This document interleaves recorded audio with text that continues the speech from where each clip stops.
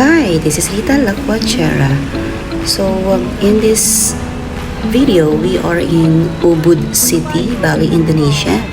My husband and my son decided to take a night walk in Ubud City. This is our second night in Ubud. We asked our driver on what is the right thing to do on our second night in Ubud, and this is his advice. 3 nights kaming nasa Seminyak, siya rin yung aming driver. So, we had a lot of ideas coming from our driver in Bali. So, nakikita niyo yan. Gusto sana namin itry yan, pero binubok daw yan sa schedule. So, I think hindi na siya kasya sa aming itinerary. Kaya next time na lang pagbabalik kami ng Ubud. Kapansin-pansin dito, no, nung naglalakad kami, napakaraming ice cream all over the place. Kaya we decided to buy na kasi talaga sigurong masarap yung mga ice cream dito. Ito naman gourmet gelato. A bit pricey, but I tell you, it's so yummy. You have to try this. So, yung isang goal namin dito, kaya kami naglibot-libot, of course, aside from enjoying the night, ay ma-spot namin kung saan kami pwedeng mag-dine pagbalik namin for the third night. Wala kasi si bebe namin yung panganay. Meron siyang dysmenorrhea. So, kami na lang muna naglibot-libot para makakuha ng ideas kung saan kami mag-snacks at nakakain ng meal namin for dinner. Ang isa sa mga nagugustuhan ko dito ay yung diversity ng mga turista. Iba-iba yung nakikita mo dito at nagkalat lang sila, parang kami din, paikot-ikot, lakad-lakad lang. And then yung mga motor dyan, lahat yan mga turista yan. Kaya hinahire nila, nire-rent nila yan for 1 week, for 24 hours. Look at that, oh. Ayan po yung parang common, very common sight lang po pag naglalakad kayo around the city. Medyo mako-confuse ka lang sa napakaraming options dahil tabi-tabi po yung mga restaurants, and then in between may mga shops, may mga boutiques. So just like this, based on our judgment, maraming nagda-dine, so ibig sabihin baka naman masarap. So ang next na consideration natin, of course, ay yung budget.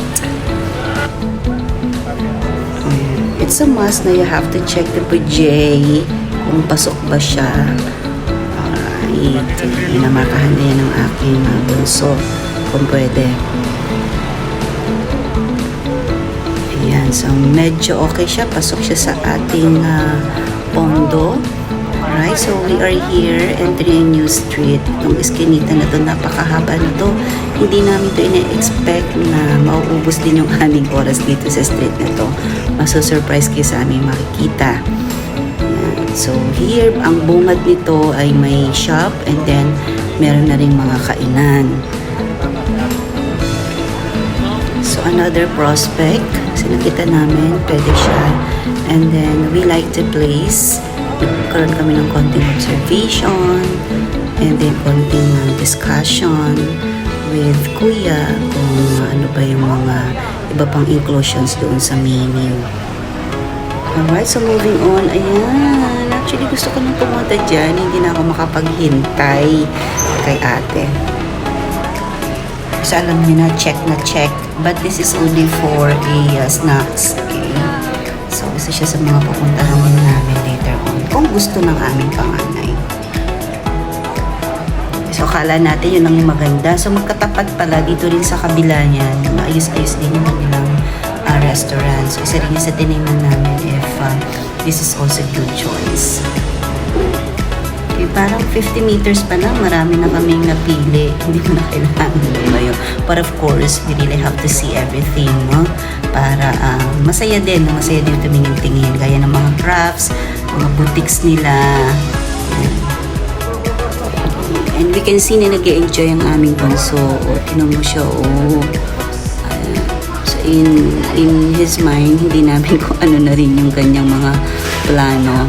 But for sure, di-discuss niya sa kanyang ate. So, ito pa yung makikita niyo dyan. May mga spa. Gusto ko rin sana magpamassage kaso mauubos yung oras namin.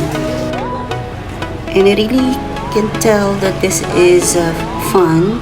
Hindi kayo manghihinayang na mag-ikot-ikot dito sa Ubud downtown dahil napakarami pwedeng makita kahit hindi pa kayo kakain, hindi pa kayo bibili na kung ano, window shopping, sightseeing. Marirealize nyo na it's worth it yung nilalakad ninyo na kahit 2 oras na kayo, hindi nyo namamalayan yan. So in here, upon checking, nakita namin yung mga prices ng mga meals. Affordable, very affordable. Compared pa nga dun sa mga pinagkainan namin sa mga lakaran namin doon sa Monkey Forest. And then along the way, kumakain kami. Mas mahal pa nga doon, nasa 120,000 yung isang meal. Dito naman ay 80,000. So, a lot cheaper and affordable. Ang conversion ng pera dito sa Indonesia, yung rupiah, for example, nasa around 3,600 na yung 1 million.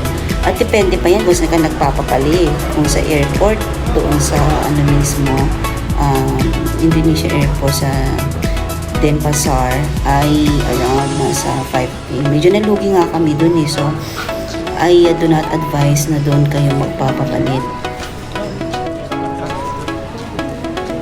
Pare-pareho lang din kami nitong mga turista na to, no, nag-iisip din kung saan kami pwedeng kumain later on. Ayan, they are deciding kung tama ba yung kanilang pupuntahan.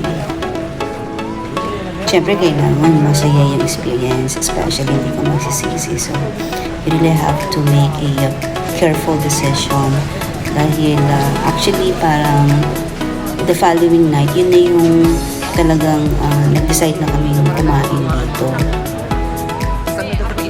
Si Bebe nga sabi niya, doon tayo magko-coffee, dito tayo mag-ice cream, dito tayo magdi-dinner. So, plano na yung mga pupuntahan namin.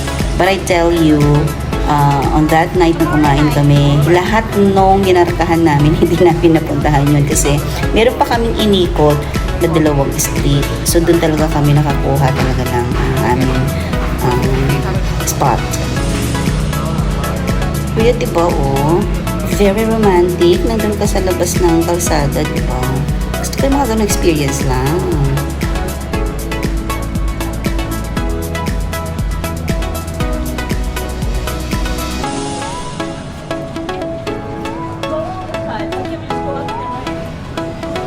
Yan si ate. Isa rin yan. Paikot-ikot. Kanina pa. Yan. Bunggol.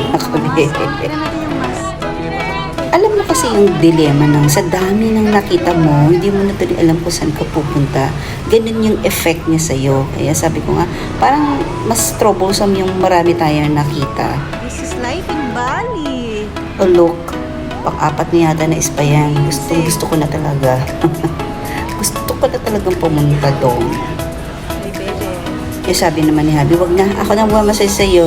Sayang yung oras natin. Very precious yung time. Dahil kung sa spa, and then, maubos yung 1 hour. So, hindi namin malilibot yung mga gusto namin malibot.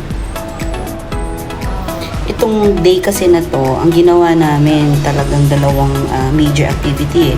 Nag-ATV kami sa Green Valley. And then after that, nag-proceed na kami sa swing. So, sabi ko, major activities yung ginawa natin, deserve ko naman yun, magpamassage. But I gave up the idea kasi na-realize ko, ayan, may kanto na naman, so mahaba na namang lalakarin yan. Marami na naman kami makikita. So, sa tingin ko mas importante yun. Hindi namin nagawa ito sa Seminia. Wala kaming night walk doon dahil mabigat din yung aming ginawa doon. Pumunta kami sa island, sa Nusa Penida Island. So, we didn't have a chance to tour the city because of a heavy activity. Isang island sa buong araw yun, ha. Ito nga sa buong lakaran namin dito, iniisip namin si ate, yung aming panganay, kasi nga, hindi niya nakita itong mga nakita namin. Kaya video ko talaga siya. I documented this para makita niya. Pansin niyo yung mga bilis ng mga motor dyan, tsaka mga sasakyan. Actually, ang kipot ng daan na yan, pero makikita mo na mabilis pa rin sila. At ikaw, kailangan mo mag-ingat sa gilid ka lang. Pero amazing, ang galing-galing nilang lumusot-lusot. I think yung time dito ay magna 9 o'clock na. 9 o'clock in the evening. So, yung mga ibang restaurants, ibang places ay wala ng mga tao dahil tapos na yung eating time. Baka nasa bar na nga sila yung iba.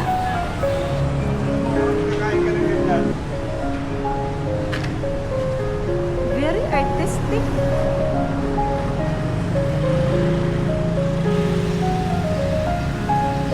Very creative. Na-amaze ako sa mga arts, Batanwaru. yung mga ibang arrangements, ibang designs.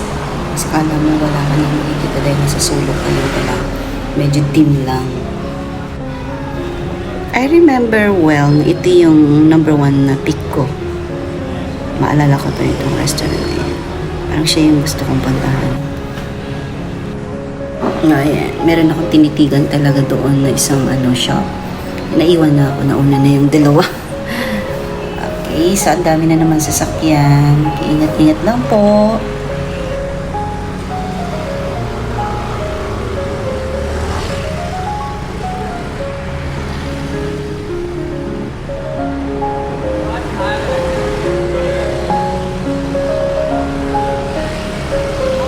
Okay, look at that. Nung tinignan na naman ng hubby ko yung price, sabi niya, mas affordable. Yung couple na yan, parang hindi pa yata din sila kumain. Nahirapan din sila mag-decide kung saan kakain. Kasi kanina pa yung buntot ng buntot eh. Or kararating lang nila sa Ubud and they grab the opportunity to take a walk in the city. So this is the last stop. Ayan. Meeting point na dito eh. Nakaikot na kami. So look, marami na namang mga foreigners. Foreigner din naman ako. Wow. This is it. I hope you enjoy the night walk. Subscribe to Rita La Cochera for more videos. Bye!